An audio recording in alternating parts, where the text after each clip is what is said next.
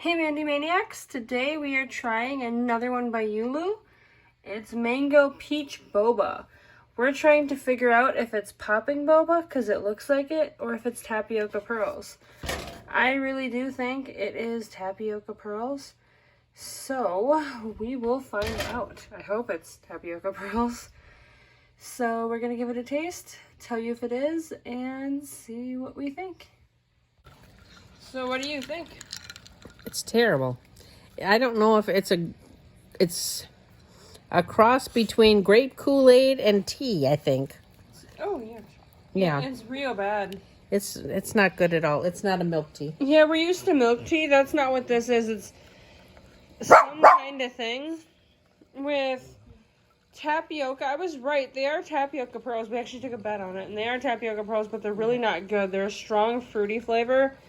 And it looks nothing like the picture. It's supposed to be all light colored and pretty little brightly colored bobas. And it's kind of a... So what do you think? There. So As the person who lost the bet, she thought they'd be popping. they look like popping. Okay. So, like she said, it's not milk tea. It's tea. Personally, I don't think it tastes that bad. Like, I wouldn't get it again, but it's drinkable. And yes, they are tapioca pearls.